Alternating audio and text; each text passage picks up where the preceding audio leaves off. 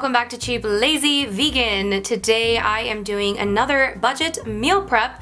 We're doing a weekly meal prep and this time I went to the Korean supermarket. I only spent $30 US at the Korean supermarket. I'm going to show you guys everything I bought, what I made, and I'm hoping to give you guys some tips on Korean cooking and Korean cuisines. I hope you guys are excited. Before we get started, this video is very kindly sponsored by Audible, the best place to go to for audiobooks. They've got a crazy selection of different types of audiobooks. You can definitely find something that fits your needs and your interests.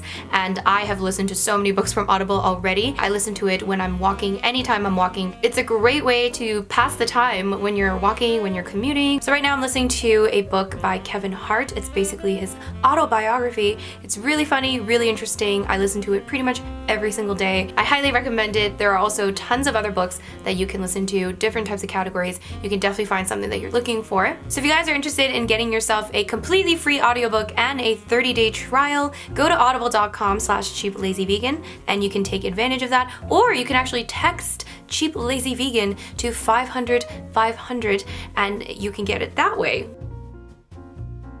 So I went to a Korean supermarket. I decided that I'm going to challenge myself and spend only the equivalent of $30 US, which is approximately 37 Canadian dollars. Now there are a few things that I didn't buy because I already had them in my house. For example, like soy sauce or sesame oil. I decided to just incorporate the price that I would have paid into the final price, so it's not like I'm cheating or anything. So yeah. So everything I bought and all of the information will be listed down below in a blog post. It's just mainly to show you guys that being vegan doesn't have to be expensive, even though I did shop at a store that is slightly more expensive than a regular supermarket because obviously these are imported items. If you guys like these types of budget meal prep videos, I have done a few in the past. I'll leave links to those down below. And if you're new to this channel, don't forget to subscribe and let's get on with the meal prep. So what did I buy at the Korean supermarket? I ended up buying, of course, a bag of rice. I ended up buying this brown sweet rice by accident. I meant to buy brown rice, but I bought brown sweet rice, but I managed to make it work. I will talk about it later, okay? I also bought 2 packages of tofu, but I actually ended up only using 1 package because I ran out of money. I got some carrots. I also got a thing of broccoli, some garlic, king oyster mushrooms. I also got an onion, some potatoes, a package of seaweed. This is basically like nori sheets for sushi. And we have some toasted sesame oil. This is one of those things that I didn't buy but pretended to buy. And here's another thing that I didn't buy but pretended to buy. This is gochujang, which is Korean red chili pepper paste. And I forgot to film the soy sauce, so you're just gonna have to imagine what a bottle of soy sauce looks like. And I also bought these spinach noodles. These are basically just spinach and wheat noodles. And I just found it randomly in the aisle, so I decided to pick it up because I thought it was interesting. So that is what I bought, which came to about 37 Canadian dollars, which is about 30 American dollars. If you guys want more information about Asian ingredients that are vegan friendly, I do have an actual video where I talk about my must-have Asian ingredients, so definitely check that out if you're interested in Asian cooking. Now let's get started with what I made. For breakfast, I decided to make brown rice porridge, or as the Koreans call it, juk. The Chinese call this congee, I believe. For lunch, I made kimbap, which is basically a very popular Korean dish. It is rice rolls wrapped in seaweed, or you can maybe call it Korean sushi, I don't know. For dinner, I made a spicy potato and vegetable stew type thing. And yeah, everything was super yummy. First thing I'm doing is measuring out and washing the rice and letting the rice cook in the rice cooker because it takes a while, so we can do other things while the rice is cooking. Like I said, I bought the wrong rice. I actually ended up buying sweet brown rice instead of short grain brown rice, but that's okay because I already had some short grain brown rice at home. So all I did was use half sweet brown rice and half short grain brown rice. I do recommend definitely using short grain. I will tell you why a little bit later, but yeah, we're gonna let that cook in the rice cooker and we're gonna prep other things. And then we're gonna actually cut up some tofu. I'm using tofu for lunch and dinner in this video, so I'm just gonna cut them in 2 different ways. For dinner, I'm just having the tofu on the side, but I do like to pan fry the tofu. And then for lunch, I'm actually putting the tofu in the kimbap. So we're going to just prep all of this. So we're just going to cook up the tofu. So this one is for the kimbap. So I have it in big squares. I'm gonna cut it up later after we pan fry it a little bit. I'm just kind of putting a bit of soy sauce on it. This part is optional. I mean, this is probably not the best practice, but this is just what I'm doing, okay? So yeah, I just poured a little bit of soy sauce and I'm just trying to like spread it as best as I can.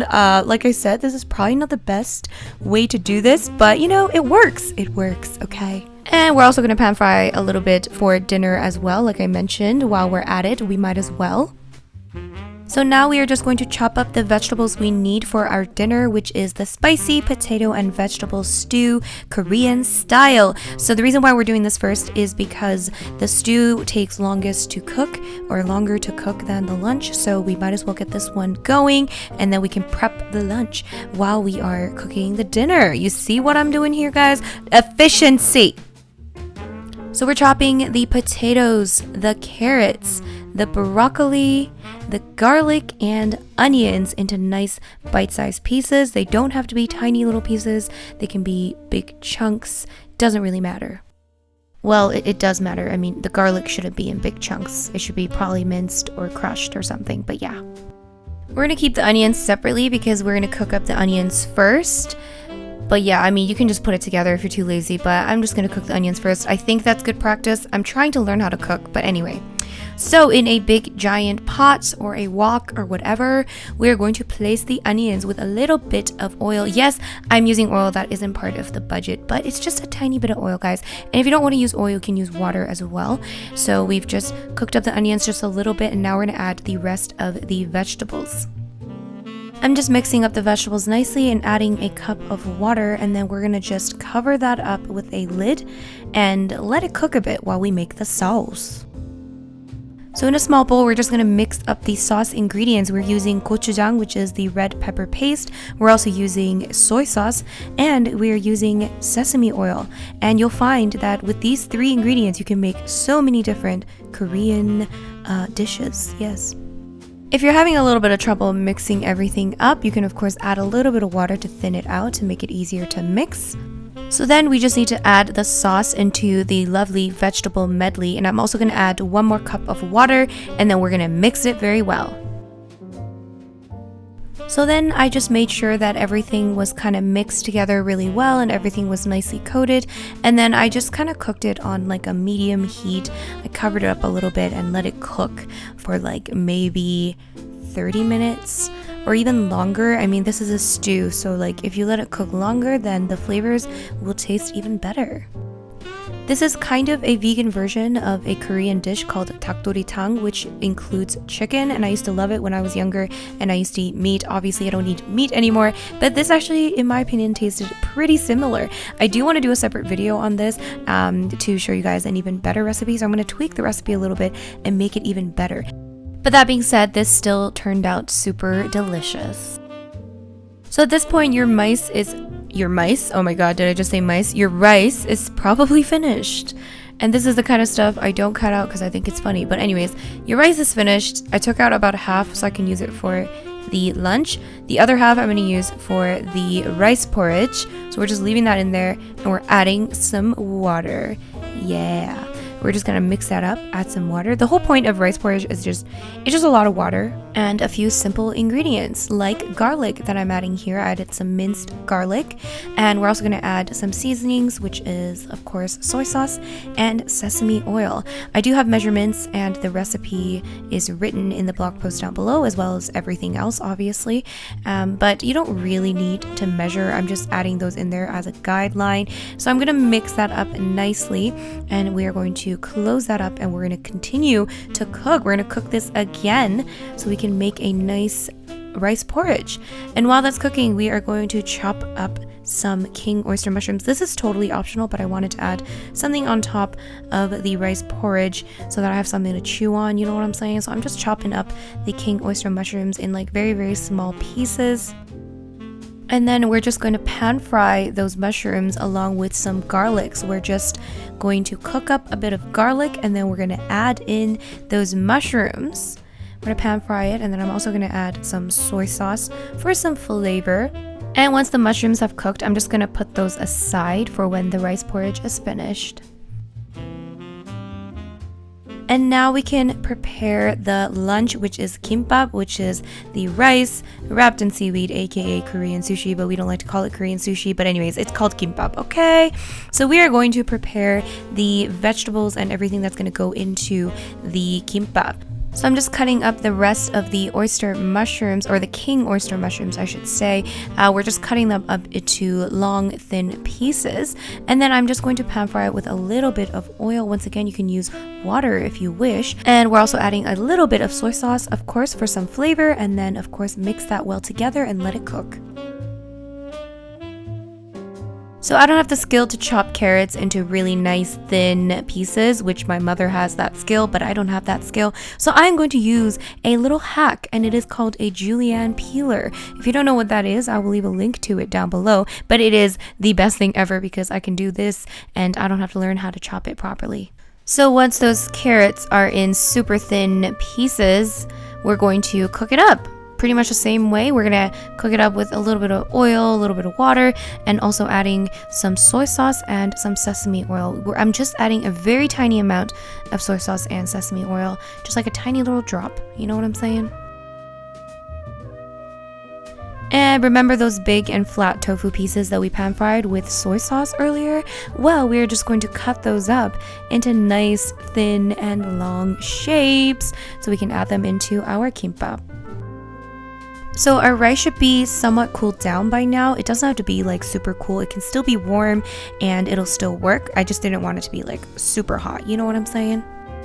So we're gonna add the rice into a nice bowl. We're gonna just sprinkle a tiny bit of salt. You don't have to add that much, just a small amount. And we're also adding a small amount of sesame oil, and that is gonna give this a super delicious and savory flavor. Oh my gosh, you guys, it is so good. So mix that well together. So now we're going to take one of those seaweed sheets that we purchased, and we are going to lay out our rice, and we're going to kind of like lay it flat down onto the seaweed sheet. Now I mentioned earlier that I used short grain brown rice and a mixture of that with sweet brown rice that I bought, and this actually created a really nice sticky mixture. You don't want to use long grain. Make sure you buy short grain brown rice or white rice, because that is what's going to create the nice sticky sushi like consistency of the rice. So anyways, we are going to add the ingredients that we just prepared. So the carrots, we're going to add the mushrooms, and we're also going to add the tofu. And I'm going to sneakily add in an ingredient that wasn't part of the budget, but I do highly recommend it. This is 단무지, which is basically pickled radish, and Koreans are pretty obsessed with this stuff, and it goes really well with kimbap. You don't need it, but I wanted to add it in because it's so good. But anyways, we're gonna roll. We're gonna use this sushi rolling mat thing. I don't think you need it, but it does help guide you. If you like sushi, then maybe, I don't know, buy one of these rolly mat things. Yeah, we're just gonna roll it nicely as best as we can. It's okay if it's ugly, people. You are not a chef. If you were a chef, you would not be watching my videos. Anyways, we're gonna make another one, so I can show you kind of what I do when I roll. And when I roll, what I do is I just make sure that the first roll has like everything in it. So I wrap around the entire contents, and then I press down, and then I roll again, press down again. Now you don't want to apply too much pressure, but just enough so that it's tightly rolled. And then at the very end, you'll have like a tiny space where there is nothing on your seaweed, which you should have left that space. Sorry, I forgot to mention that earlier. And then in that space, I just like to add a little bit of water so that it kind of sticks together. And when I cut it, I just make sure I use a nice sharp knife, and I do like to make sure that the knife is slightly wet. I just kind of wet it with a little bit of water so that it cuts more easily. And this actually turned out so much prettier than I thought it would. So yay me! So after another session in the rice cooker, this is what the rice porridge or juk looks like. And I actually wanted it even thinner. I like my rice porridge to be very, very like liquidy. So I added some more water and I ran it again. And this is what I ended up with. Super liquidy deliciousness. I love this stuff. I don't know, to me, this is comfort food. Okay, this is what we eat when we are sick. Like if you're Korean, you probably always have juk when you're sick. I always liked it even when I wasn't sick. I just think it's so delicious. It's kind of like chicken noodle soup for Korean people. And then on top of our congee, we're going to add some of those king oyster mushrooms. Remember those ones that we cooked up earlier? We're going to add that on top. And there you have it. Delicious, very easy to digest, super satisfying rice porridge or juk for breakfast. To me, this is better than oatmeal by like a million miles. That's just me though. I'm Korean and I'm just used to this food. Here I'm adding a little bit of sriracha because you know me, okay? And this is how the spicy potato and vegetable stew turned out like. As you can see, it looks super yummy and it was very flavorful and delicious. Really reminded me of that childhood dish that I talked about earlier. It was so good, and I actually ended up cooking up those spinach and wheat noodles that I showed you guys in the beginning of the video. You could also eat this with rice. It goes so well with rice, so I do recommend that as well. And then of course on the side I have some pan fried tofu because homegirl needs protein, you know what I'm saying? So there's my meal prep, everybody. Breakfast, lunch, and dinner. As you can see, I made lots of food. I still had lots of food left over, especially the rice. I had tons of rice left over because the bag I bought was gigantic. I couldn't find any bag that was smaller. So that was unfortunate because I spent like $10 on that bag of rice. But that rice is going to last me for a very long time. So yeah, this just goes to show you that you can make so much food with a very limited budget. Alright you guys, that is it for my Korean meal prep for $30 video. I hope you guys enjoyed or found it helpful. If you did, please give it a thumbs up. It really helps me. And if you are new to this channel, of course, click the subscribe button for more videos like this one. And like I mentioned in the beginning of this video, this is very kindly sponsored by Audible. So if you guys are interested in a completely free audiobook and a 30-day trial, head on over to audible.com/cheaplazyvegan. Or you can text Cheap Lazy Vegan to 500 500. Thank you guys for watching, and I will see you guys in my next video. Bye!